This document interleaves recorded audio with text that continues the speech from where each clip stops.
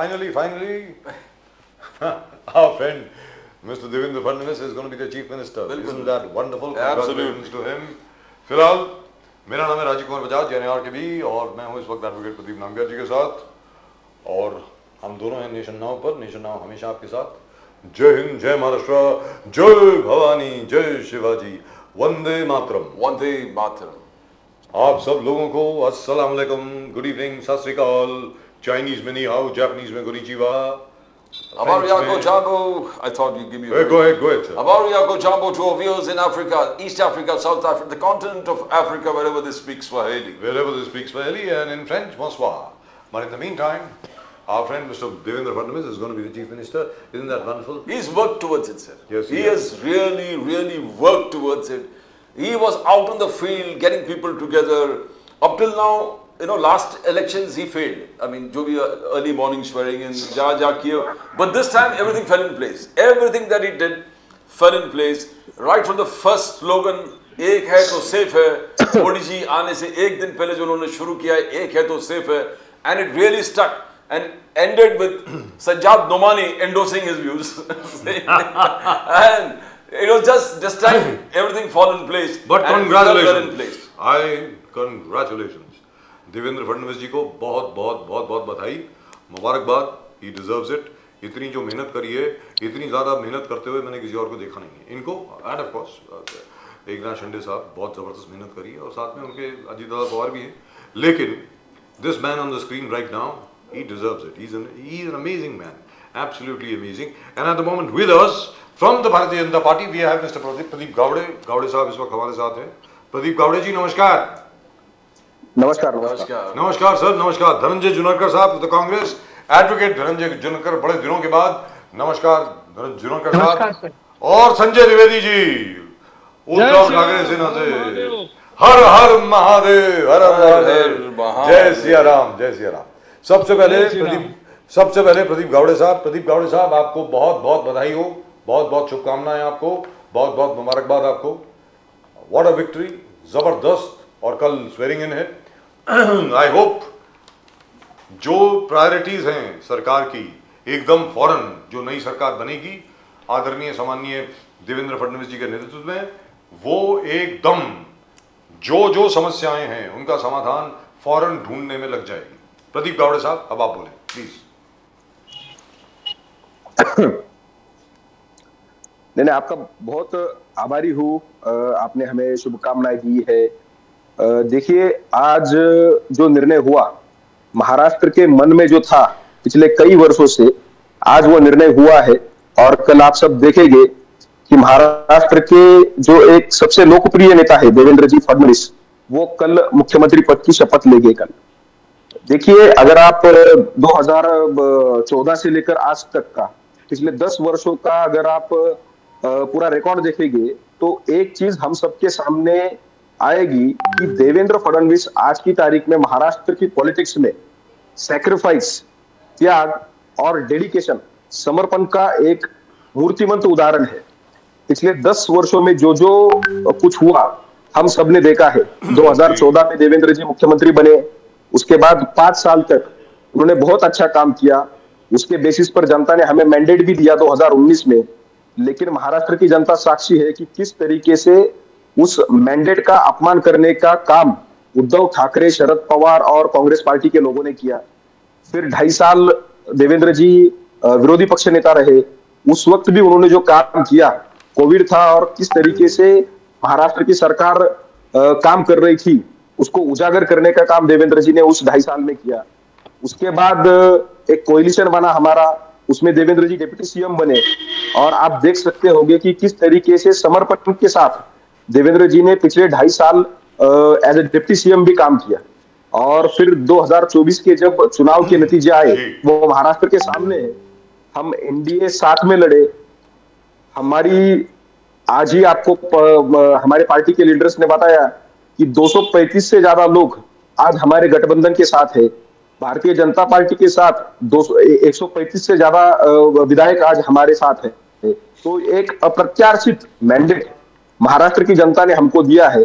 और ये जो देवेंद्र फडणवीस जी का काम है, मतलब एज ए मुख्यमंत्री उन्होंने जो 2014 से लेकर 19 तक काम किया, और उसके बाद पिछले 2.5 साल में जो कोलिशन की गवर्नमेंट हमारी एकनाथ जी शिंदे के नेतृत्व में बनी, उसमें भी जो काम हम सब ने मिलकर किया, उसका जो आशीर्वाद है वो जनता ने हमें इस इलेक्शन में दिया है, और एक स्वीपिंग मेजोरिटी हमको जनता ने दी है। Fantastic. और मैं आपके माध्यम से जनता को आश्वस्त करना चाहता हूँ कि जो भी वादे हमने इलेक्शन में किए हैं वो सभी वादे हम पूरा करेंगे, उसमें कोई वादा पीछे नहीं रहेगा।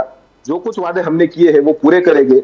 और अभी तो कल देवेंद्र जी मुख्यमंत्री पद की शपथ लेंगे, लेकिन आप जानते होंगे कि इकोनॉमी के बारे में जो महाराष्ट्र पे तीसरे चौथे नंबर पर चला गया था, आज फिर से 1 नंबर पर है। एक सर्वोत्कृष्ट महाराष्ट्र बनाने की हमारी जिम्मेदारी है, हमारा प्रण गावड़े है, साहब, और हम उस दिशा में आगे गावड़े साहब, आज फडणवीस साहब ने कहा मोदी है तो मुमकिन है, एक है तो सेफ है, एक है तो सेफ है। पहले बार उन्होंने मोदी साहब आने से पहले, कैंपेन शुरू करने से पहले फडणवीस साहब ने ट्वीट करके कहा था एक है तो सेफ है, आप मोदी है तो मुमकिन है। ये सब कहते कहते उन्होंने एक चीज और भी कहा आज कि 2.5 साल में जो तकलीफें दिए द्विवेदी साहब के सरकार ने, एमवीए के सरकार ने जो 2.5 साल में पर्सनल तकलीफें दिए वो उन्होंने गिनाया। गावड़े साहब, ये उनके मन में है, ये उनके दिमाग में है, जो कार्यकर्ताओं को जो तकलीफ दिए, बीजेपी के लीडर्स को तकलीफ दिए, ये उन्होंने आज के दिन ही उसको उजागर किया। क्या आने वाले दिन में कुछ देखने को मिलेगा इस चीज का? नहीं, जो देवेंद्र जी ने कहा वो 101% सही है। आप जानते होंगे किस तरीके से भारतीय जनता पार्टी के नेताओं को परेशान करने का प्रयास किया गया, किस तरीके से देवेंद्र जी फडणवीस जी को खुद को फैब्रिकेटेड केसेस में अटकाने का प्रयास करने का प्रयास उस समय पे किया गया। एक समय महाराष्ट्र में उस समय कोविड चल रहा था, लेकिन महाराष्ट्र की उस वक्त की जो एमवीए की गवर्नमेंट थी वो अपने विरोधी जो नेता है उनको झूठे केसेस में लटकाने का प्रयास कर रही थी। तो उस वक्त आप जानते होंगे भारतीय जनता पार्टी के नेताओं के ऊपर इस तरीके से झूठे केसेस डालने का प्रयास किया गया, कार्यकर्ताओं के ऊपर किया गया। मैं मेरा खुद का अनुभव बताता हूं, मेरे ऊपर 4 केसेस उस वक्त दाखिल किए गए, मुझे अरेस्ट किया गया। तो ये भारतीय जनता पार्टी के हर कार्यकर्ता ने उस 2.5 साल में संघर्ष किया है, और उस 2.5 साल में जब हम संघर्ष कर रहे थे तो चट्टान की तरह हमारे नेता देवेंद्र फडणवीस हम सबके पीछे खड़े थे। और यही कारण है कि उस 2.5 साल में हमारा कोई कार्यकर्ता या फिर कोई बड़ा नेता भी पार्टी छोड़कर नहीं चला गया। इतना दबाव था, आज देवेंद्र जी ने वो बात भी कही कि इतना दबाव था, फिर भी हमारा एक विधायक भी उस वक्त हमको छोड़ के नहीं चला गया। मैं आपको आश्वस्त करता हूं कि हम किसी भी तरीके की कोई विंडिक्टिव पॉलिटिक्स अगले 5 साल में करने नहीं वाले हैं। जिस तरीके से एमवीए ने की थी, हम कोई विंडिक्टिव एजेंडा नहीं रखने वाले हैं, लेकिन जो सही होगा, जो अगर किसी ने गलत किया होगा तो उसके खिलाफ कार्रवाई जरूर करेंगे। राइट। संजय द्विवेदी जी आपने सुना, प्रदीप गावड़े जी को नंबर 1, इतनी बड़ी जीत आज तक कभी महाराष्ट्र में किसी और को मिली नहीं है, नंबर 1।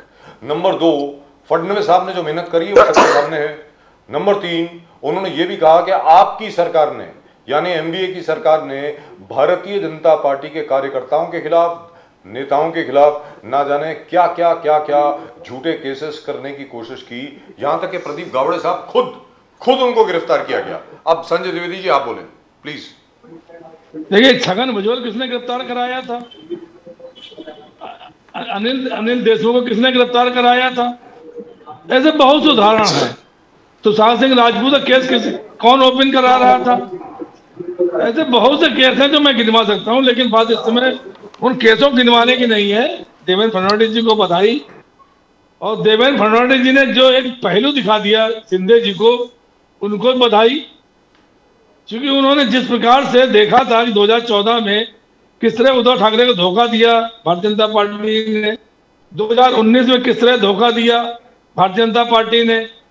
उप मुख्यमंत्री बनने को शिवसेना ने कहा मुझे मुख्यमंत्री बनाइए, हमारी पार्टी को नहीं माने वो।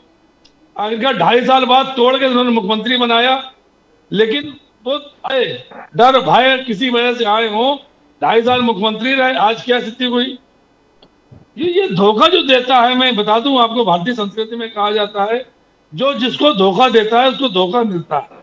आज जिस तरह की 10 दिन से नहीं बना पा रहे थे, आज इन्होंने घोषणा की, क्या 24 तारीख घोषणा नहीं हो सकती थी?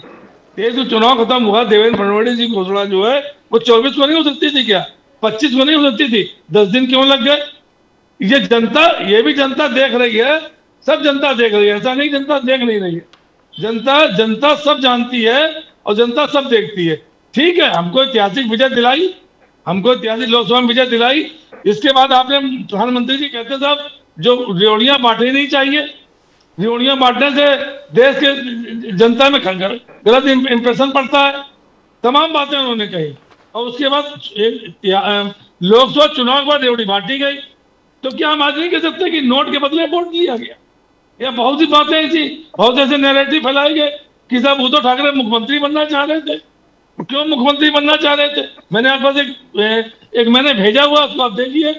उसमें इनके दीपक केसरकर जो थे, हमारे साथ इनकी डिबेट, उसमें उन्होंने स्वीकार किया कि साहब शिंदे जी का नाम महाविकास अघाड़ी में लिया गया था, लेकिन बाकी लोग तैयार नहीं हुए। तो नहीं, आज क्या हुआ?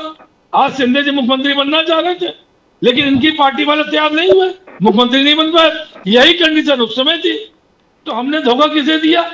आप अजीत दादा पवार, जिनको 70,000 करोड़ का अपराधी बता रहे थे, जिनको जेल भेज रहे थे, छगन भुजबल को आपने जेल भेजा, तमाम ऐसे आपने कार्य किए, कृत्य किए, जो जनता देख रही है। जनता ने देखा, हम लोगों ने देखा, तो उसके बाद उनको आपने पार्टी में शामिल करके भ्रष्टाचार मुक्त का नारा किसने दिया? आइडेंटिटी क्राइसिस प्रधानमंत्री जी ने दिया था। यूबीटी उद्धव बाळासाहेब ठाकरे सेना में आइडेंटिटी क्राइसिस है क्या?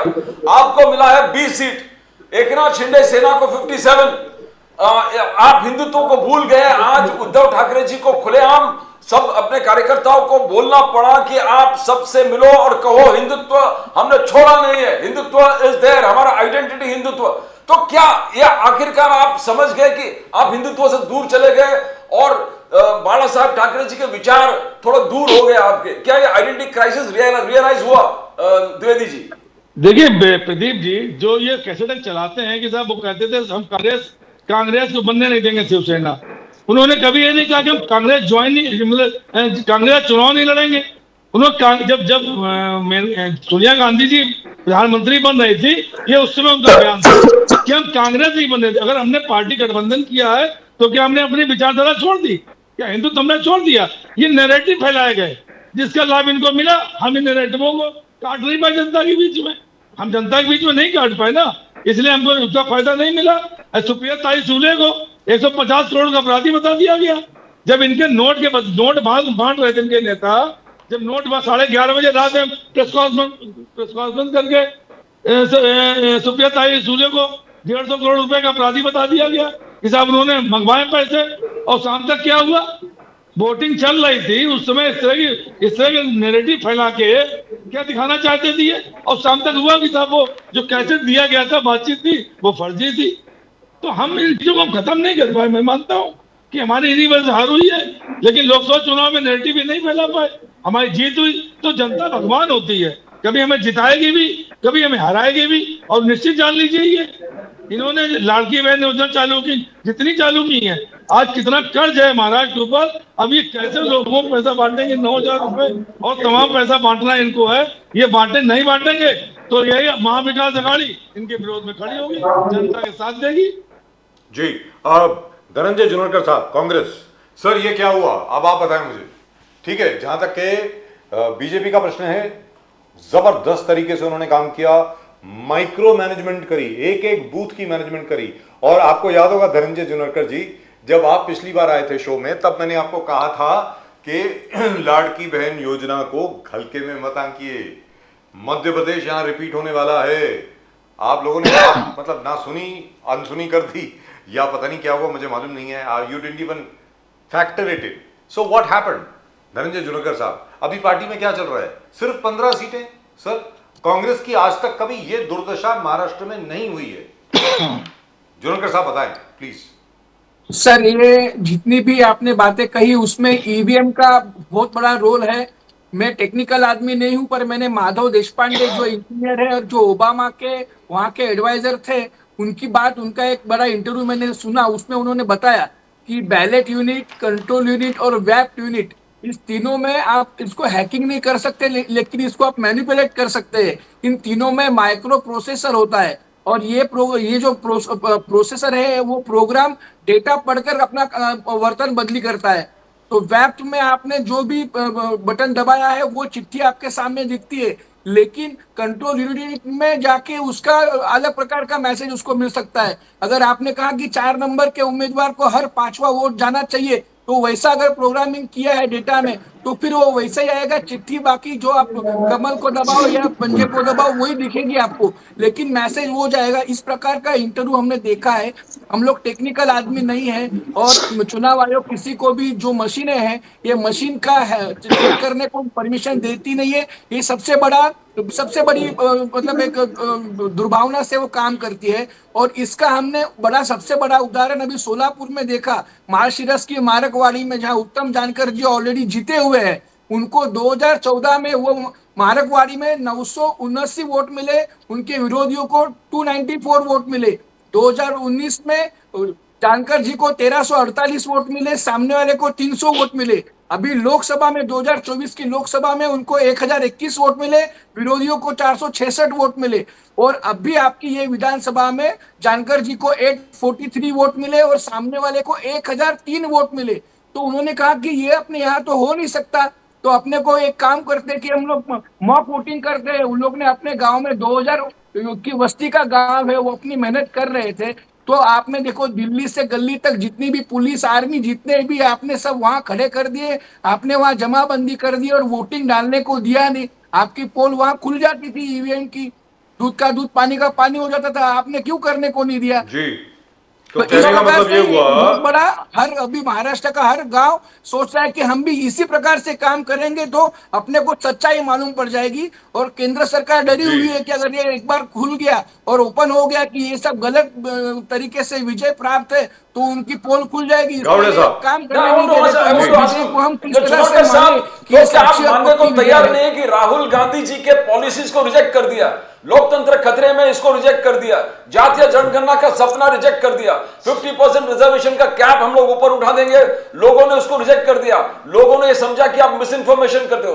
लाड़की बहन ने आपने कहा कि इम्पॉसिबल है, बजट खत्म हो जाएगा, ये आप कोर्ट में गए लाड़की बहन के खिलाफ, मगर आप अपने प्रॉमिस में डाल दे हम 3000 रुपए देंगे। तो लोगों, जब लोग देख रहे हैं कि लग रहा है कि आप विरोध भी कर रहे हैं फिर बढ़ा के भी दे रहे हैं, तो आपको ट्रस्ट करना, बिलीव उनको मुनासिब नहीं समझा। क्या ये failure rejection of Rahul Gandhi policies नहीं मानते आप? सर, इलेक्शन के समय पे ये 7,500 रुपया वन शॉट में पैसा मिला, उसका तो बिल्कुल बेनिफिट उनको हुआ है, वो मैं नकारता नहीं हूँ। लेकिन अगर आप ईवीएम की मशीन के माध्यम से अगर समझो मान लो आपने जीत प्राप्त की है, तो आप बोलेंगे कि आपकी पॉलिसी फ्लॉप है या आपकी पॉलिसी को नकारा गया है, तो ये कैसे हम माने? ईवीएम पे आप अगर पूरे विपक्ष बोल रहा है कि ईवीएम में गड़बड़ है, तो आपको अगर आपको जीत के ऊपर इतना कॉन्फिडेंस है, आप तो बोलते कि अगले 50 साल भी हम ही जीतने वाले, तो आप लोग क्यों नहीं बैलेट पेपर पे आते? बैलेट पेपर पे आके हराइए, कोई दिक्कत नहीं है हमको। जी गौड़े साहब प्लीज। मैंने देखिए क्या हुआ है, इतनी बुरी हार हुई है कांग्रेस और कांग्रेस के अलाइज की, और इन किसी का भी ये कल्चर नहीं है कि अगर आप हारते हो तो उसके बाद हार को स्वीकार करना और इंट्रोस्पेक्शन करना कि हम कहां पे कम रह गए और उसकी वजह से ये हार हुई है।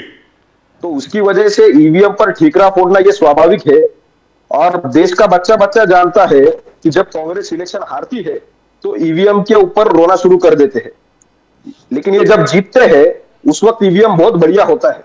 लोकसभा के जब रिजल्ट आए तो उस वक्त ईवीएम एकदम ठीक था। मैंने अपनी पिछली भी एक डिबेट में कहा था, आंध्र प्रदेश की ही एक पिटीशन थी सुप्रीम कोर्ट में 5-6 दिन पहले ही सॉरी तो उस पिटीशन को डिसमिस करते हुए सीजेआई ने खुद ये कहा कि ये रवैया पॉलिटिकल पार्टीज का ठीक नहीं है कि जब आप इलेक्शन जीतोगे तब आप कहोगे ईवीएम ठीक है, और जब हारोगे तो कहोगे ईवीएम गलत है। तो सीजेआई ने खुद ने कहा, वो पिटीशन भी डिसमिस की, और सीजेआई ने खुद ने कहा कि ये रवैया डेमोक्रेसी के लिए ठीक नहीं है, और ये इनका रवैया है। दूसरी बात ये मार्करवाड़ी की कर रहे थे जी। मैं आपको बताना चाहता हूं, मैं 1 महीने इलेक्शन के दौरान वहीं पे था, क्योंकि मेरे बहुत करीबी राम सतपुते वहां पे इलेक्शन कंटेस्ट कर रहे थे, तो मुझे बिल्कुल पता है कि वहां पे हमको किस तरीके से वोटिंग मिला है। वहां पे चीज ये हुई है कि वहां पे उत्तम जानकार का पैसा लेकर उसके कार्यकर्ताओं ने काम नहीं किया, उसकी वजह से उसको वहां पे वोटिंग नहीं मिला। और हमने, राम सतपुते जी ने पिछले 5 सालों में उस गांव के लिए बहुत अच्छा काम किया था, उसकी वजह से हमको वहां पे लीड मिला है उस गांव में। लेकिन अभी उत्तम जानकार को खुश करने के लिए उसके कार्यकर्ताओं ने ये सब नाटक रचा।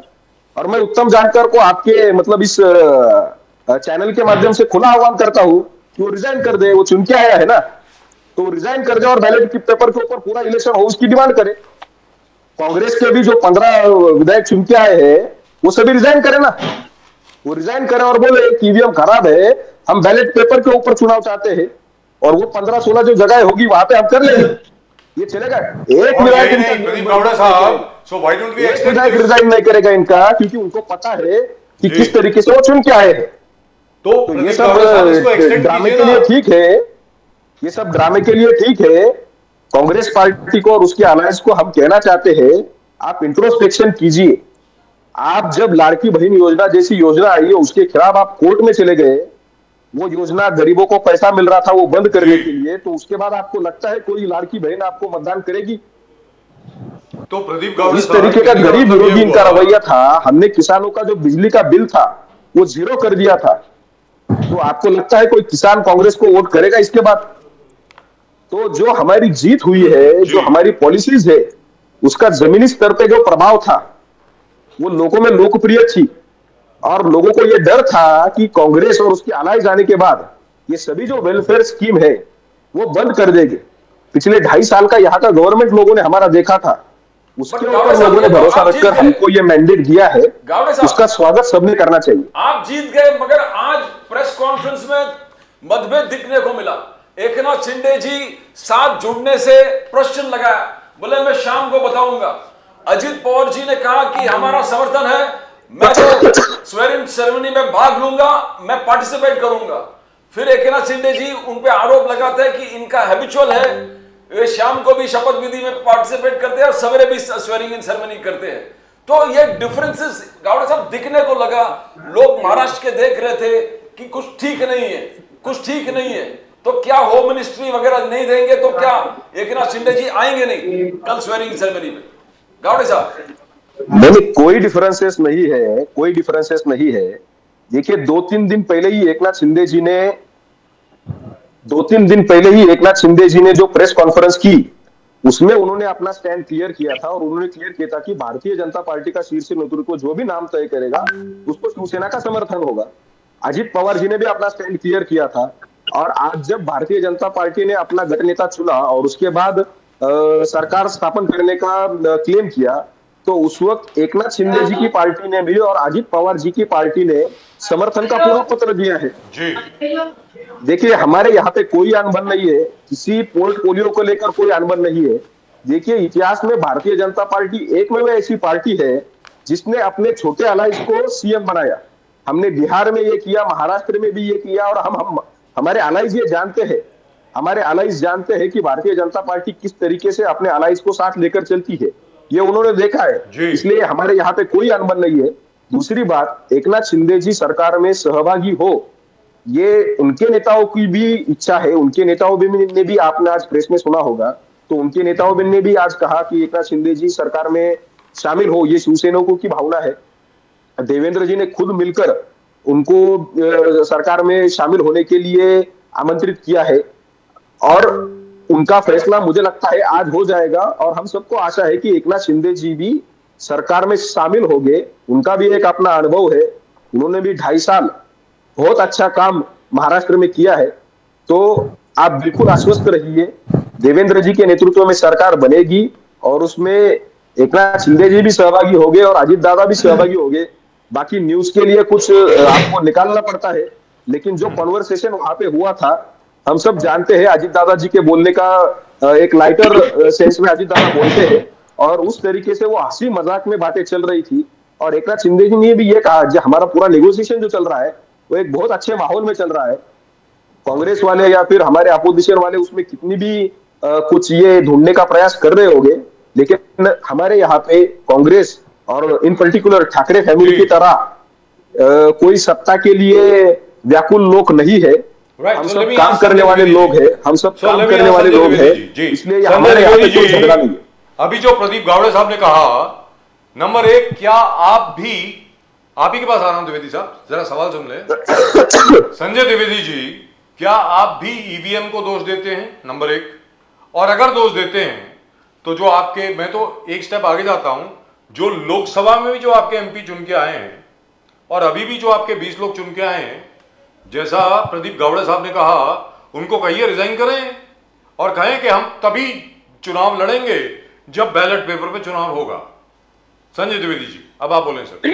प्रदीप जी, 2-3 बातें पहले मैं कहूंगा। जी बोलिए सर। पहले तो मैं बीजेपी प्रवक्ता की बात का जवाब दे दूं। प्लीज।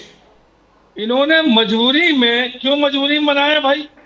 क्योंकि अगर पार्टी तोड़नी थी इनको, शिवसेना तोड़ना था, तो एक साथ एकनाथ शिंदे ने कोई वो नहीं किया कि बड़ा इन्होंने वो अपना दिखाया हो कि हमने नहीं, एकनाथ शिंदे को बना दिया। क्योंकि पार्टी तोड़नी थी, एकनाथ शिंदे मुख्यमंत्री नीचे बात नहीं कर रहे थे, इसलिए मजबूरी में मुख्यमंत्री बनाया। अब इनकी 132 सीटें मिल गई, अजीत दादा पवार इनका साथ दे रहे, तो मतलब तो निकल गया ना, मतलब निकल गया, पहचानते नहीं।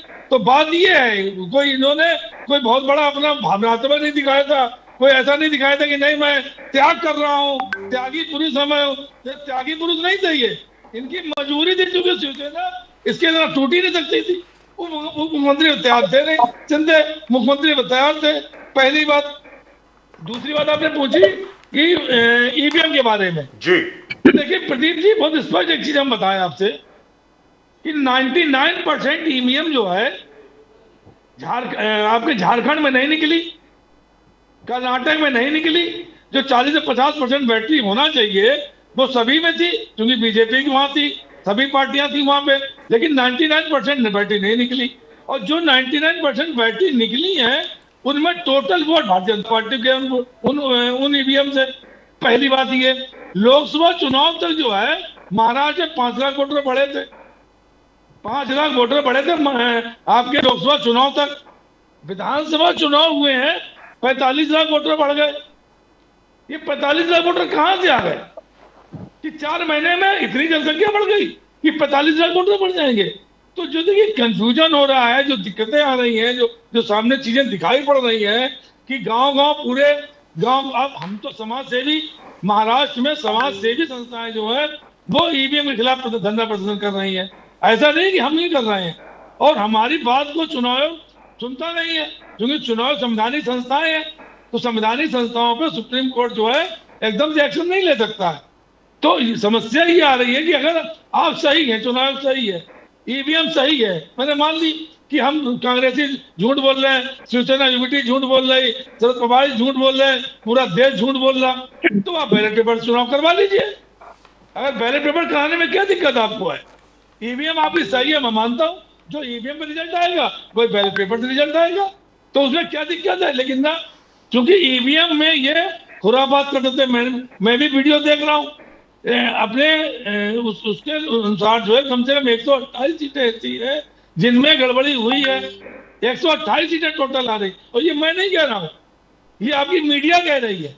मीडिया ने सर्वे कराया, सब कुछ कराया, उसमें पता चला करीब 128 सीटों पे गड़बड़ी हुई है।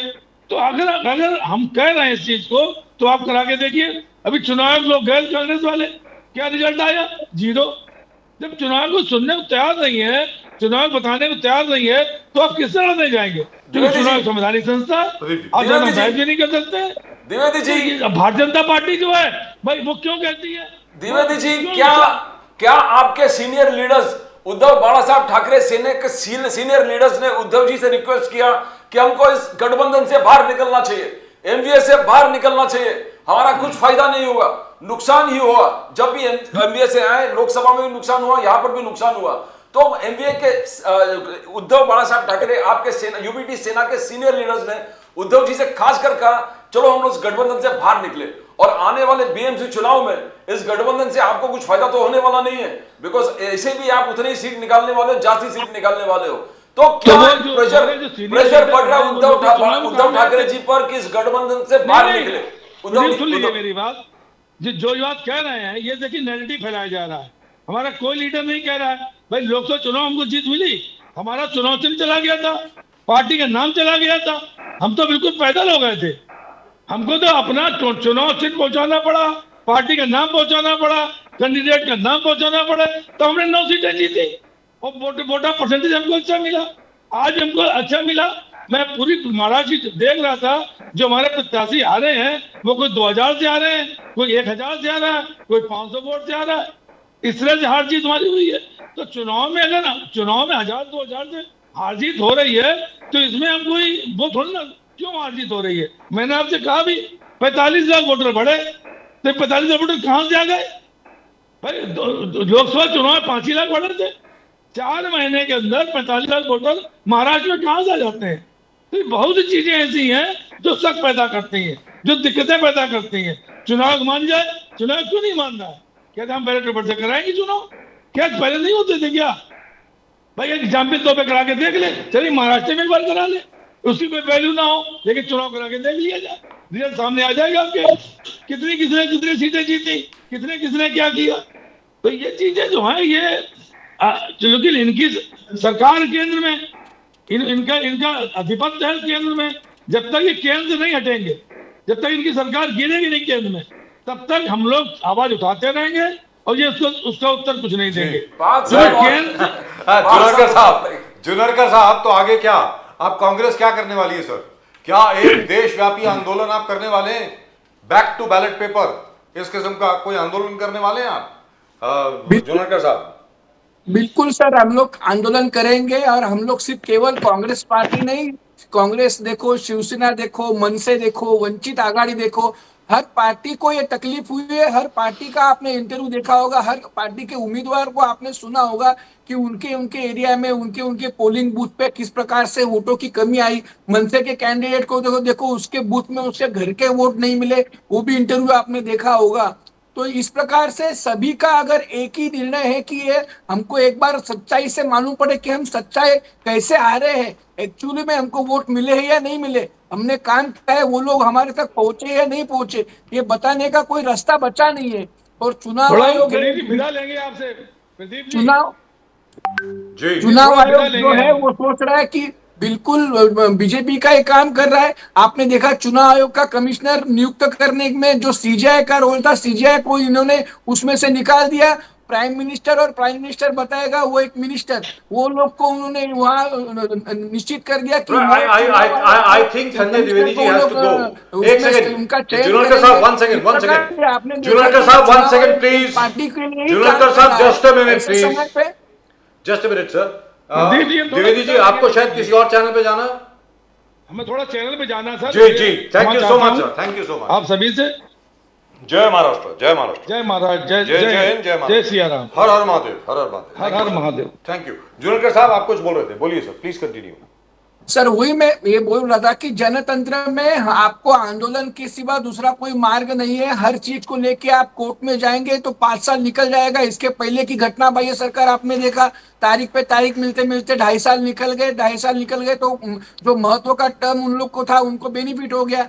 तो इस प्रकार से हर बार कोर्ट में जाके मतलब नहीं, ऐसा आंदोलन खड़ा करेंगे कि वो आंदोलन को देख के कोर्ट ही सुओ मोटो लेगी और फिर कहा जाएगा कि भाई एक बार बैलेट पे आप चलिए करके। आपके साथ कोई साथ नहीं दे रहा, के लिए मेहनत करनी पड़ेगी। इंडिया अलायंस आपको साथ नहीं दे रहा। जुनरकर साहब, आपने पार्लियामेंट के बाहर आंदोलन पे प्रोटेस्ट किया, मगर तो ममता दीदी साथ नहीं दिया, अखिलेश यादव जो आपका कट्टर साथी है उन्होंने साथ नहीं दिया इसलिए बिकॉज ये अडानी इश्यू पर आपने आंदोलन किया था, प्रोटेस्ट किया था। तो इंडिया अलायंस को आप जुड़ेंगे कैसे? बिकॉज लोग जुड़ नहीं रहे आपसे, आपके साथ जुड़ नहीं रहे, तो कैसे जोड़ेंगे, कैसे हासिल होगा?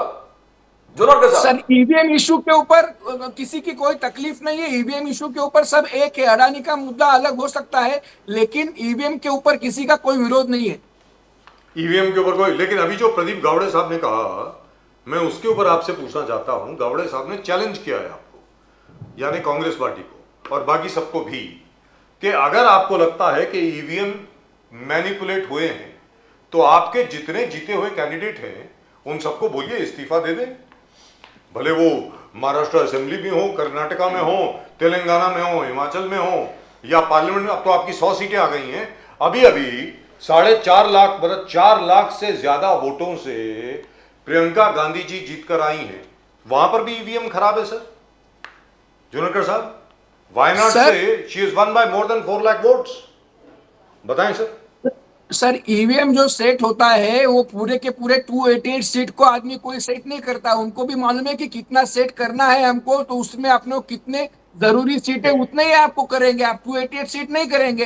तो उतना तो कोई बच्चे को भी नॉलेज है कि छोटा राज्य इनको दे दो, बड़ा राज्य अपने पास ले लो। वो बहुत बड़े ऊपर के लेवल की इनकी कामकाज चल रहा है, पर देखेंगे अभी कितने दिन ये और ये काम कर सकते हैं। गौड़े साहब, इसके बारे में आप कुछ बोलना चाहेंगे सर?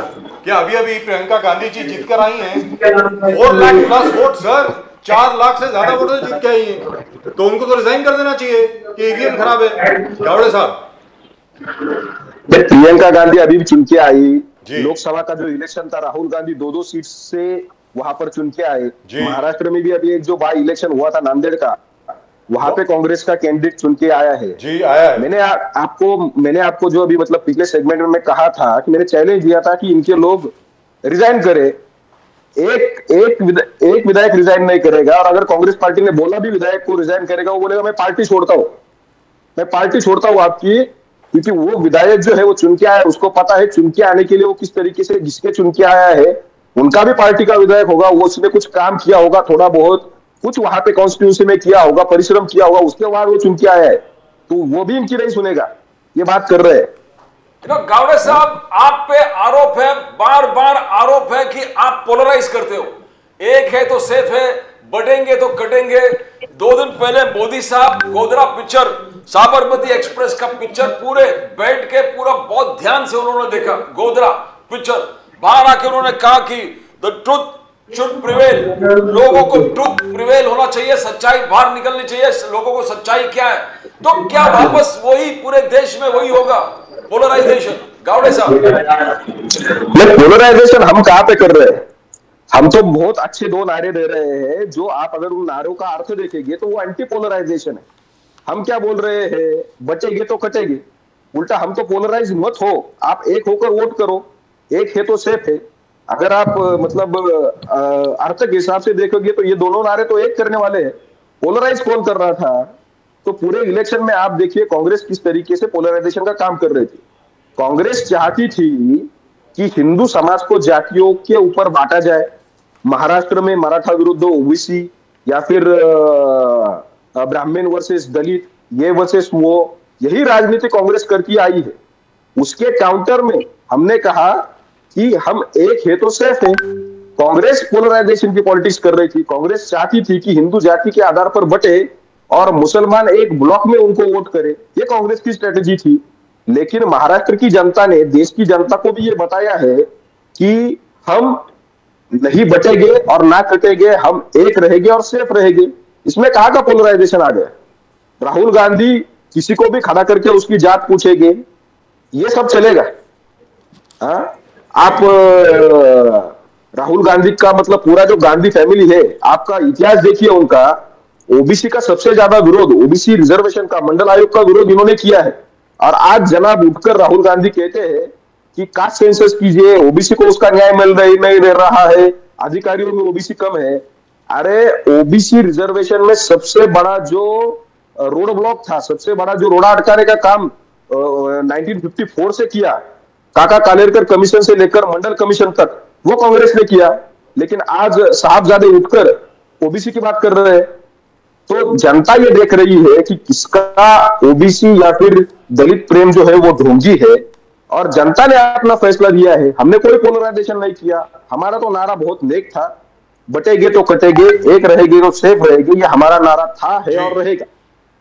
राइट। जुनरकर साहब, जो अभी अभी प्रदीप गावड़े साहब ने कहा, सर आप ये बताइए, ये तो हमने खुद देखा है, राहुल गांधी जी पत्रकार से पूछते हैं कि तुम्हारी जात क्या है। सर आज तक तो मैंने ये कभी देखा नहीं। I am being very Frank with you. बहुत प्रेस कॉन्फ्रेंसेस देखी हैं सर, पंडित नेहरू से लेकर के इंदिरा जी से लेकर के, इनफैक्ट एक बार तो इंदिरा जी ने मुझे डांट भी दिया था। ये 1983 की बात है, मैं नया नया पत्रकार था। सर मैं आपको बता रहा हूं, मैंने आज तक कभी किसी को नहीं देखा, अटल बिहारी वाजपेयी जी ने या नरेंद्र मोदी जी ने या किसी और ने किसी पत्रकार को यह नहीं पूछा, डॉक्टर मनमोहन सिंह ने यह नहीं पूछा कि भाई what is your cast. Sir ये क्या है? जुनकर साहब आप बताइए ना। This does not sound right. I admire Rahul Gandhi. Let's be very clear. But this does not sound right to me. How can you ask for the caste of a person in a press conference कि आपकी जात क्या है? ये क्या मतलब हुआ sir? बताएं जुनकर साहब। नहीं, उन्होंने किस सिलसिले में ये पूछा था वो मुझे आइडिया नहीं, उसके आगे पीछे का क्या सवाल हुए रहेंगे वो आइडिया नहीं। सर, इसके जो लिए भी वो हो, पर्टिकुलर सर, क्या जो नक्की भी हो। हुआ तो उसका जवाब देना कठिन है। लेकिन अभी हमारे जो मित्र बीजेपी के जो बात कर रहे थे कि बटोगे तो कटोगे, तो अगर आप बटेंगे तो आपको कौन काटने वाला है वो उन्होंने बताया नहीं। अगर बीजेपी को वोट मिलते हैं मुसलमान लोग के तो वो लोग बोलेंगे सबका साथ सबका विकास, लेकिन विपक्ष को अगर मुस्लिम वोट मिले तो बोलेंगे कि ये वोट जिहाद है, लव जिहाद है, लैंड जिहाद है। इस प्रकार से आप 15% लोगों के भीड़ को आप 85% लोगों को डर दिखा के कितने साल 100% लोगों पर राज करने की कोशिश करेंगे। आप आपके बेसिक जो मुद्दे हैं, लोगों को जो तकलीफ है, नौकरी है, रोजगार है, सुरक्षितता है, उस मुद्दे पर आप क्यों नहीं बात करते? आपको ये सब पिक्चर हमेशा केरला स्टोरी से लेके इस प्रकार से जो पोलराइजेशन करने वाले पिक्चर आप बिल्कुल बनाते हो और पर्टिकुलर लोग ही पिक्चर बनाते हैं। बरोबर इलेक्शन के समय पे पिक्चर आ जाते हैं और लोगों को डिवाइड करने का यही काम करते हैं और फिर बोलते हैं बटोगे तो कटोगे। मतलब हर प्रकार से ये आपके मुद्दे जो बेसिक मुद्दे से ध्यान हटाने के लिए जी। इस प्रकार की जो इनकी राजनीति है वो स्टार्ट टू एंड आज तक बीजेपी वही लाइन पे चल रही है। राहुल गांधी जी आज संभल जाने वाले थे। राहुल गांधी जी संभल जा रहे थे। संभल कोई बीजेपी क्रिएटेड नहीं है। बीजेपी का कहना है हमने क्रिएट नहीं किया। कोई कोर्ट में गए, कोर्ट से ऑर्डर आया, सर्वे होना चाहिए, सुप्रीम कोर्ट ने कुछ डायरेक्टिव दिए, मगर वहां जाकर एक इंस्टिगेशन करना, पूरे माहौल को वॉलेटाइल करना, एक जबरदस्त माहौल वहां क्रिएट करना, ये फिर और आप बार बार बोल रहे हो places of worship act, places of worship act, तो क्या ये फिर वो पोलराइजेशन नहीं कर रहे जुनरकर साहब? आप is Congress not practicing polarization? Sambhal के बात किए, दरगाह के बात करते हैं। It is a court order है ना, कोर्ट बीजेपी ने कुछ किया नहीं उसमें। सर 91 का ये जो वर्शिप एक्ट है उसके ये एक्ट के बाद 6 साल वाजपेयी साहब की गवर्नमेंट थी सेंट्रल गवर्नमेंट में, 10 साल इनके भी हो गए। इनको अगर वो एक्ट से तकलीफ है तो वो बिल वो हटा सकते थे। इनकी 303 की इनके पास मेजोरिटी भी थी। और आप ये केस में देखा है आपने, एक्स पार्टी ऑर्डर दिया गया और जैसे ऑर्डर दिया उसी 4 घंटे में ये लोग वहां पहुंच गए और जय श्री राम के कुछ नारे वगैरह लगाए। इस प्रकार की बातें हम आई है। तो एग्जैक्ट नक्की क्या हुआ, विरोधी पक्ष नेता होने के हैसियत से अगर राहुल गांधी जी वहां जाके समझ लेना चाहते तो उन्होंने क्या गलती की? उन्होंने ये भी कहा कि हम लोग को सबको साथ में मत भेजो, कोई दिक्कत नहीं, मैं अकेला आपके साथ पुलिस की गाड़ी में आता हूं, मुझे आप अकेले को भी लेके चलो तो भी चलेगा। लेकिन आप उनको देखने को तैयार नहीं है। मतलब अगर आप गए तो आप बोलेंगे कि फोटो फिनिश के लिए ये लोग वहां जा रहे हैं और राजकारण कर रहे हैं। अगर गए तो ये बात है, नहीं गए तो बोलेंगे आप लोग विपक्ष के नेता और गरीब को देखने नहीं जाते। मतलब लेकिन दोनों जुनरकर तरफ साहब, से आप अगर खुद बात एडवोकेट करेंगे तो हैं। किस प्रकार से राजकारण में आदमी काम करेगा? जुनरकर साहब, आप खुद एडवोकेट हैं, यूर एन एडवोकेट। सीजेआई साहब, आदरणीय सम्मानीय हमारे जो लास्ट सीजे, क्या नाम था सर उनका? चंद्रचूड साहब ने, sir, he has himself said in the Ayodhya judgment कि this judgment will not apply to any other place of worship, it is only specific to this Ayodhya. लेकिन सर्वे करने पर कोई रोक नहीं है, किसी जगह की हिस्ट्री निकालने पर कोई रोक नहीं है सर कोर्ट द्वारा। तो सर्वे तो हो सकता है, हाँ, उसका कैरेक्टर चेंज नहीं हुआ। ऐसा नहीं कि जो संभल की मस्जिद है वो दोबारा शिव मंदिर बन जाएगी। ये तो आदरणीय सम्मानीय मोहन भागवत जी ने भी कहा है कि भाई हर मस्जिद के नीचे आप शिवलिंग मत ढूंढिए। तो उसमें क्या प्रॉब्लम हो सकती है? जुनरकर साहब बताएं प्लीज।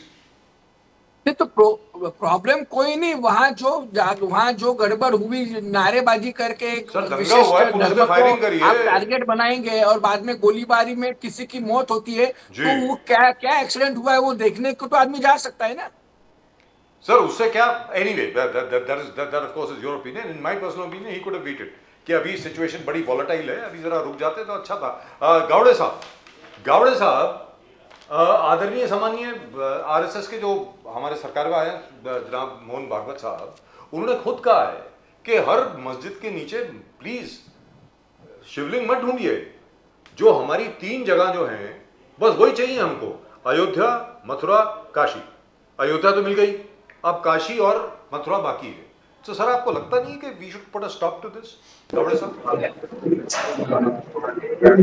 आपकी आवाज नहीं आ रही है सर। गावड़े साहब, अभी आपको आवाज आ रही है सर? जी, अभी आ रही है जी। गावड़े साहब, मोहन भागवत जी ने, आरएसएस के जो चीफ हैं, सरकारेवाह जो हैं, आदरणीय सवानीय मोहन भागवत जी, उन्होंने खुद कहा है, और वो नीचे चल भी रहा है, अगर आप कहें तो मैं सुना भी दूं। उन्होंने खुद कहा है कि हर मस्जिद के नीचे शिवलिंग मत ढूंढिए, सिर्फ 3 जगह चाहिए हमको, अयोध्या, काशी, मथुरा, बस, उसके अलावा और कुछ नहीं चाहिए। सर आप बताएं, आपको लगता नहीं कि ये सब बंद होना चाहिए अभी, ये सर्वे कराना, ये कराना, वो कराना? अजमेर में भी पहुंच गए, आप बताएं सर प्लीज। नहीं, देखिए, आप सब जानते हैं हमारे देश का ये इतिहास रहा है कि हमारे हजारों मंदिर, हजारों लाखों मंदिरों को तोड़कर वहां पे मस्जिद बनाई गई। ये हमारा इतिहास रहा है, ये आक्रांतों ने किया, ये हमारा इतिहास रहा है। आपने ही अभी पिछले सेगमेंट में ही बोलते वक्त कहा, जब ये ज्ञानवापी का मैटर कोर्ट में चल रहा था तो कोर्ट ने भी उस वक्त कहा कि प्लेसेस ऑफ वर्शिप जो एक्ट है वो किसी प्लेस को, उसका स्ट्रक्चर, मतलब उसका नेचर चेंज करने के खिलाफ वो एक्ट है, लेकिन सर्वे करना या फिर किसी के वर्शिप के अधिकार के खिलाफ ये नहीं है। आप प्लेसेस ऑफ वर्शिप एक्ट को सामने रखकर ये नहीं कह सकते कि किसी प्लेस का सर्वे नहीं हो सकता, या फिर अगर कोई कहता है कि वहां पे हम पिछले कई सालों से वहां पे हम वर्शिप कर रहे हैं तो हम वर्शिप, आप उसको वर्शिप करने से नहीं रोक सकते। तो ये करेक्ट पोजीशन ऑफ लॉ है जो मुझे लगता है ज्ञानवापी के मैटर में हाईकोर्ट और सुप्रीम कोर्ट ने कही थी। जहां तक ये जो अभी संभल का मामला है या फिर अजमेर का मामला है, देखिए वहां पे जो कुछ लोकल श्रद्धालु है उनकी भावना का विषय है। उनमें से कुछ लोग कोर्ट में गए और कोर्ट से वो कोई रेमेडी चाहते हैं, तो ये अच्छी बात है, और कोर्ट इंटरवेंशन कर रहा है। अगर कोर्ट ने कुछ गलत इंटरवेंशन किया है तो उसका संज्ञान हाई कोर्ट लेगा या फिर सुप्रीम कोर्ट लेगा। तो मुझे लगता है जो हिंदू पक्ष है हर जगह पे वो एक लॉफुल सोल्यूशन ढूंढने के लिए प्रयास कर रहा है, और इससे किसी को आपत्ति होने की कोई जरूरत नहीं है। तो इसकी वजह से मुझे ऐसा लगता है प्लेसेस ऑफ वर्शिप एक्ट इसके बीच में बिल्कुल नहीं आता, और उसको भी मुझे लगता है उसका भी चैलेंज 2-3 दिन में शायद लिस्ट होने वाला है, वो उसको भी चैलेंज किया है सुप्रीम कोर्ट में जी। लेकिन जिस तरीके से राहुल गांधी इस हर चीज में उनको माइनॉरिटी वोट्स दिखता है, सिर्फ मुस्लिम वोट दिखता है, और उसके लिए वो वहां पे संभल में जाना चाहते हैं, पॉलिटिक्स करना चाहते हैं, तो ये देश की जनता देख रही है। किसी जगह पर अगर हिंदू के ऊपर कोई अत्याचार होता है तो उस वक्त राहुल गांधी एकदम चुप बैठते हैं, वहां पे वो कभी नहीं जाते, लेकिन ये उनकी पॉलिटिक्स है, जनता ये देख रही है। You know, I want to ask you about थोड़ा हटके जो महाराष्ट्र पॉलिटिक्स थोड़ा है, ये डॉक्टर बाबा अडव ने भी ईवीएम का विरोध किया गावड़े साहब।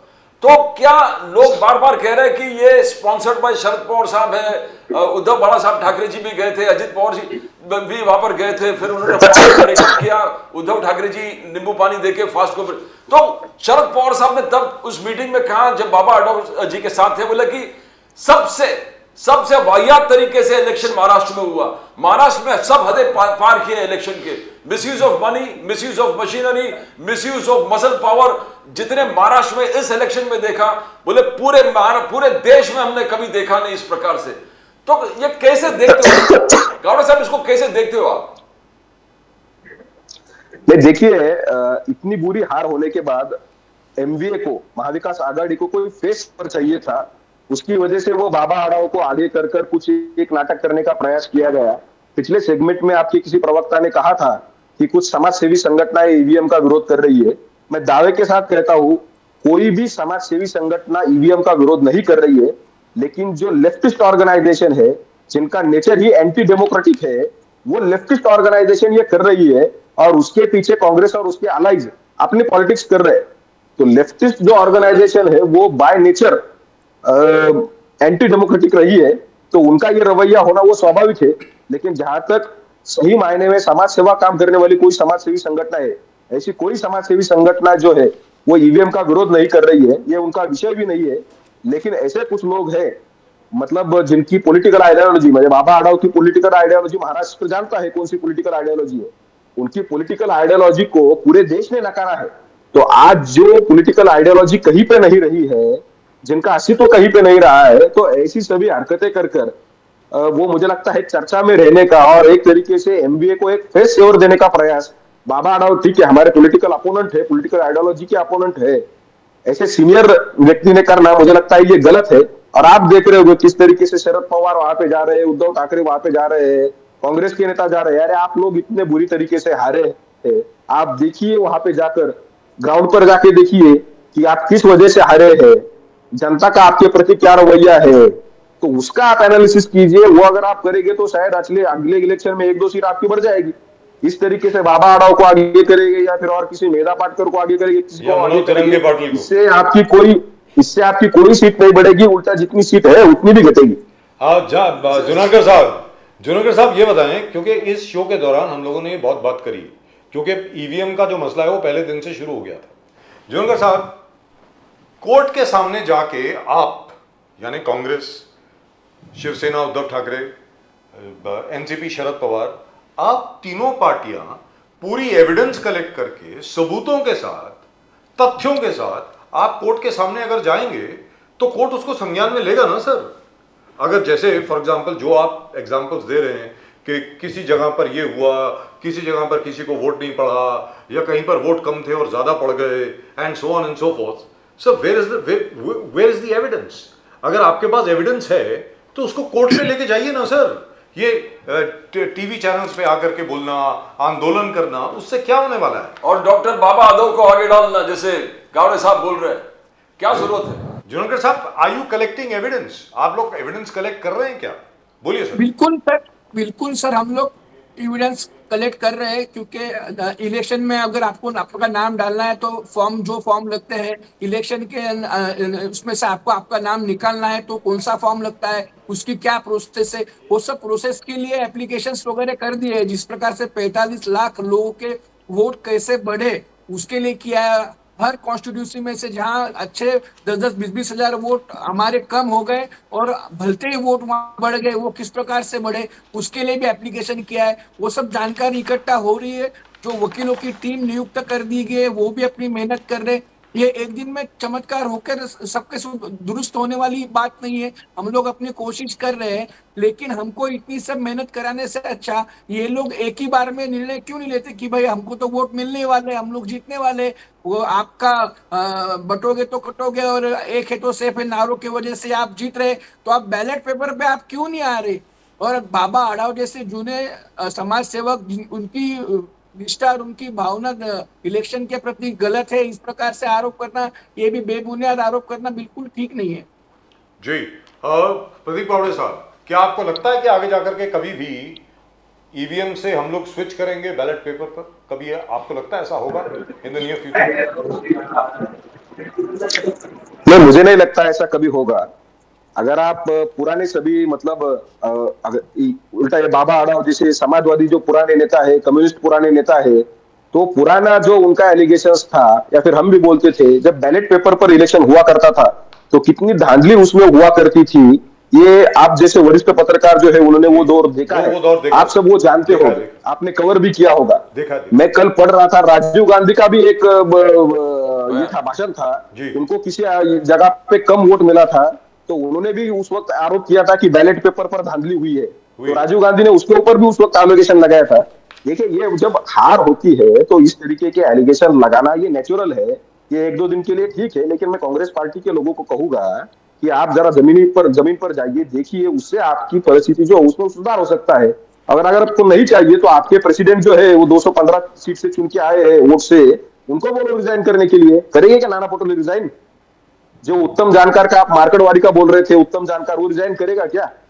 या फिर आपकी वो जहाँ पे आपने जो सोल्यूशन दिया था, कर्नाटक में आपकी गवर्नमेंट इतनी अच्छी मेजोरिटी से बनी, हमको बिल्कुल अपेक्षा नहीं थी आपकी गवर्नमेंट इतनी मेजोरिटी से बनेगी, कर्नाटक में बन गई। तेलंगाना में तो कांग्रेस को सभी आउटराइटली रिजेक्ट कर रहे थे, बोल रहे थे थर्ड प्लेयर बन गया है कांग्रेस, लेकिन फिर भी हम मानते हैं कि वहां पे शायद उनके नेताओं ने कुछ परिश्रम किया, तेलंगाना में उनकी सरकार बनी। ये हमारा रवैया है। अगर उनको लगता है ईवीएम में गलती है तो वो सभी सरकारें वहां पे डिसॉल्व कर दे, अनडेमोक्रेटिक सरकारें है ना फिर वो। तो ये गलत रवैया है, उनके पार्टी के कार्यकर्ताओं के लिए भी गलत रवैया है और डेमोक्रेसी के लिए भी गलत रवैया है। तो इसकी वजह से मुझे नहीं लगता आगे भविष्य में ऐसा कुछ होगा। ये चुनाव हारने के बाद 2-3 दिन के लिए इनका नाटक है वो चलता है, तो जनता भी इसको एंजॉय करती है, तो शुभकामनाएं है उनको उसके लिए। Right, and I will come back to you Pradeep Gawde साहब for summing up, but before that Junkar साहब 1 मिनट के लिए ईवीएम छोड़ दीजिए, एक मिनट के लिए आप ये सब छोड़ दीजिए। Fact is result is against you. You are now in the opposition, छोटी सी ऑपोजिशन है लेकिन फिर भी आप विपक्ष में हैं। बतौर विपक्ष में होने के नाते आप क्या चाहेंगे कि जो सरकार अभी बनी है उसकी प्रायोरिटी क्या होनी चाहिए, प्राथमिकता क्या होनी चाहिए उस सरकार की, बताएं जुनकर साहब। सर 2-3 चीजें हम लोग उनसे इमीडिएट चाहेंगे कि आप किसानों के लिए जो कॉटन है, सोयाबीन है, कांदा है, उसके लिए जो उनको बेनिफिट होना चाहिए, जो उनको एमएसपी देना चाहिए तुरंत दीजिए, क्योंकि वो लोग तकलीफ में है। उसके साथ साथ जो हमारे खुदरा बाजार में जिस प्रकार से महंगाई है, जो 4-5 आइटम रोज के जीवन के अंदर अपने को यूजफुल है, वो चीजों के भाव आप कंट्रोल में लाइए। उससे जो एक आम आदमी महंगाई से जो परेशान है उसको थोड़ा एक राहत मिल जाएगी। वो एक काम कीजिए आप, ये हम लोग उनसे चाहेंगे। राइट। गावड़े साहब आज जब मोदी साहब रिसेंटली आए थे तो फडणवीस साहब ने कहा वाधवन बंदर के बगल में एयरपोर्ट चाहिए, और मोदी साहब ने कहा नया सरकार जब आपका बनेगा तो मैं ये एयरपोर्ट लेके तो क्या ये डेवलपमेंट प्लान, जो एक से एक डेवलपमेंट प्लान लेके एजेंडा तैयार है, आपको बोलने की जरूरत नहीं, बट क्या ये सब होने वाला है? जो जिस प्रकार से मोदी जी तुरंत वहां डिसीजन ले लिया, यस एयरपोर्ट में दूंगा। नहीं, आज देवेंद्र फडणवीस जी ने जो भाषण किया उसमें उन्होंने आगे का रोड मैप जो है वो क्लियर किया है। देवेंद्र जी ने जिस तरीके से आज कहा कि महाराष्ट्र को हमको सर्वोत्कृष्ट राज्य बनाना है, उसके लिए आने वाले 5 साल देवेंद्र जी के नेतृत्व वाली सरकार काम करेगी। देखिए, हमारा कमिटमेंट क्लियर है। हमने जो वेलफेयर स्कीम महाराष्ट्र में शुरू की है, हम उसको बहुत अच्छे तरीके से कंटिन्यू करेंगे, और गरीब तबके के लिए और अच्छे तरीके से किस तरीके से वेलफेयर स्कीम को इंप्लीमेंट किया जा सकता है ये हम देखेंगे। महाराष्ट्र में उद्योगों के लिए हमने बहुत अच्छा काम किया है। आज भी महाराष्ट्र इन्वेस्टमेंट में सबसे टॉप पर है, और यही महाराष्ट्र का स्थान हमेशा बना रहे। महाराष्ट्र में अच्छे अच्छे उद्योग आए, इसके लिए हम प्रयास करते रहेंगे। महाराष्ट्र का जो इंफ्रास्ट्रक्चर है, आप जानते होंगे 14 से 19 और उसके बाद पिछले 2.5 साल में एक नेक्स्ट लेवल इंफ्रास्ट्रक्चर महाराष्ट्र को देने का काम हमारी सरकार ने किया है। उसको हम आगे लेकर जाएंगे, और उस कड़ी में जो भी कुछ बातें और हो सकती है, जैसे वारवन के पास एयरपोर्ट होगा या फिर नवी मुंबई के एयरपोर्ट का काम चल रहा है, और कुछ एयरपोर्ट हो गए, हाईवेज हो गए, ये सबको एक अच्छा नया इंफ्रास्ट्रक्चर एक देने का काम हम करेंगे। तो हर सेक्टर के लिए अच्छा काम करने का प्रयास हमारा अगले 5 साल रहेगा। ये हमारी महाराष्ट्र की जनता को कमिटमेंट है, और वो हम काम अगले 5 साल करेंगे। लेकिन एक चीज है सर, मैं आपसे एक छोटी सी बात कहना चाहता हूं। For example, I was in Indore the other day, ये आप दोनों के लिए, मैं इंदौर में था सर थोड़ी देर के लिए, मतलब एक ही दिन के लिए था sir. I was struck by the clouds sir. इतना साफ सुथरा शहर मैंने कहीं नहीं देखा, मतलब। और मुझे इंदौर याद है, 20 साल पहले का इंदौर मुझे याद है। It was worse than us sir. When will Mumbai, when will Nagpur, when will Pune, Gawde साहब, बिकम लाइक इंदौर? अगर वो कर सकते तो हम क्यों नहीं कर सकते? गावड़े साहब। मैं जरूर, आपकी मांग जो है बिल्कुल सही है। मैं भी देख रहा हूँ मध्य प्रदेश के इंदौर होगा या फिर भोपाल होगा, जो स्वच्छ भारत रैंकिंग होता है उसमें हमेशा ये शहर बहुत अच्छा काम करते हैं। हमारे भी कुछ शहर उस श्रृंखला में होते हैं, लेकिन उस पायदान पर नहीं है, ये मैं स्वीकार करना चाहता हूँ, उसमें कोई ये नहीं है। लेकिन देखिए, सरकार करके उसका हम काम करेंगे, सरकार उसके लिए प्रयास भी करेगी, लेकिन उसके लिए सरकार और जनता की भागीदारी जरूरी है। उसके लिए भी हम प्रयास करेंगे। लेकिन आपकी जो भावना है उससे मैं सहमत हूँ। हमारे शहर साफ सुथरे होने चाहिए, और बहुत ज्यादा स्कोप है हमें उस क्षेत्र में काम करने के लिए। Sir, I think everybody should work together on this, including mister Junarkar. Junarkar साहब, आपको लगता नहीं है कि जब इंदौर से आप मुंबई आते हैं तो आपको लगता नहीं है कि यार ये तो बड़ी शर्मनाक चीज है? क्योंकि मैंने देखा इंदौर के लोग भी जो हैं वो भी बिल्कुल इसमें अग्रसर हैं। कहीं पर कोई कचरा फेंकता नहीं है, कहीं पर कोई कुछ नहीं करता, और अगर कोई करता है तो सब लोग इकट्ठे हो जाते हैं, उसकी ऐसी की तैसी कर देते हैं। जुनारकर साहब। बिल्कुल, ये एक्चुअली ये सब कुछ होना चाहिए, अच्छा होना चाहिए, पर वो जो मेन एक आदमी में खुद को अंदर से वो आना चाहिए कि मुझे ये अपना देश है, अपना शहर है, अपनी गली है, मुझे क्लीन रखना चाहिए। ये जब तक दिल के अंदर से सबको व्यक्ति से इंडिविजुअल नहीं आएगा, जब तक हम लोग ये कहीं कर नहीं पाएंगे। एक पायलट प्रोजेक्ट के हिसाब से आप कोई सिटी महाराष्ट्र में पकड़ के आप सर, नवी मुंबई है ना नंबर 3, देखिए, लेकिन जब तक दिल में हर आदमी की भावना नहीं जागेगी, जब तक ये इम्पॉसिबल है। Right, thank you so much, gentlemen, and congratulations again, Gowda Saab. Thank you so much, Junakar Saab. God bless you. All the very best to you for your court case. Thank you so much. Namaskar. That's it. That's all we've got for you in tonight's show. From both Pradeep ji and myself, आप सब लोगों को नमस्कार।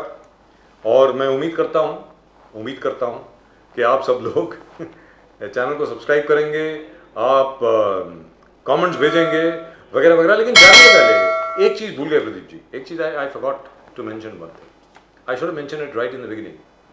There was an assassination attempt on Sukhbir Singh Badal. Yes, बिल्कुल। Golden temple के अंदर हरमंदर साहब से वो बाहर निकल रहे थे या अंदर जा रहे थे, और सामने वो नारायण सिंह करके एक शख्स है जो बब्बर खालसा से है।